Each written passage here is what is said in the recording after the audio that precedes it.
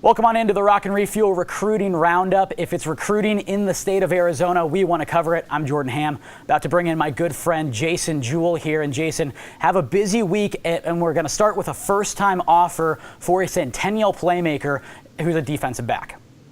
Yeah, so Jordan, you've heard me plenty of times say that big kids with good grades get recruited, and I'm typically referring to offensive and defensive linemen. That also goes with the skill guys. You look at Dominique Hampton over at Centennial.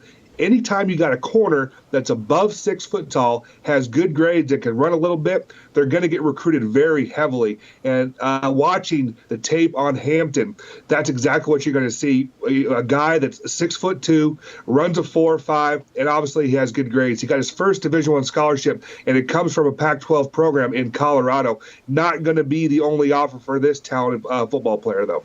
And we saw just a few years ago with Colorado coming into the state, getting a very talented under-the-radar DB like Isaiah Oliver. He's thriving up in Colorado. Hampton could be the next one here. Now we're going to shift gears over to Chandler. Wide receiver Gunnar Romney picks up 2 big Power 5 offers this week.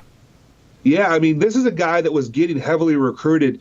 He had offers from Princeton, he had Nevada, BYU, Hawaii, and now his last 3 offers have come from Power 5 programs. When you talk about, he got offered by Utah last week, 2 weeks ago, and then last week as offers from Arizona and from Iowa State. This is a guy over at Chandler High School that's going to absolutely blow up, and he's already approaching double-digit offers now, 7 offers when you include the offer from the Wildcats and the Cyclones.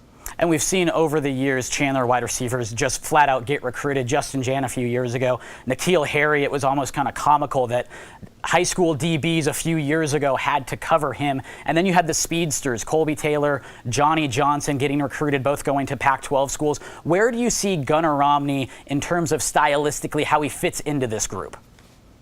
He's a little bit different than all these other guys. Now, he's a kid. He moved in from Texas last season. It was his first year playing over at Chandler High School. And when I watched his tape he was from El Paso. When I watched that tape, I didn't know what to expect. And then when I turned it on, I was like, gosh, this is a guy that's got better than expected speed. He'll go across the middle. He'll make those tough catches. I'm just a big fan of this guy. He's a very tough, good football player. And now with all the graduation at Chandler, he's going to be the man, even though last season he was very productive. He had over 1,000 yards receiving.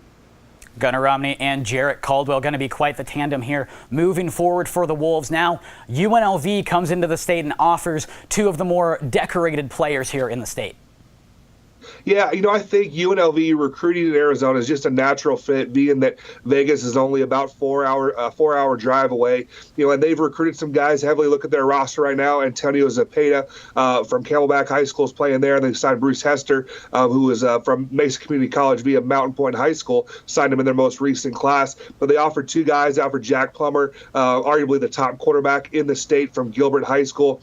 He also has offers from Arizona, from Boise State, and from New Mexico State. And then they offered, like you said, Jawar Jordan, arguably the fastest football player in the entire state, and he's quickly approaching double-digit scholarship offers.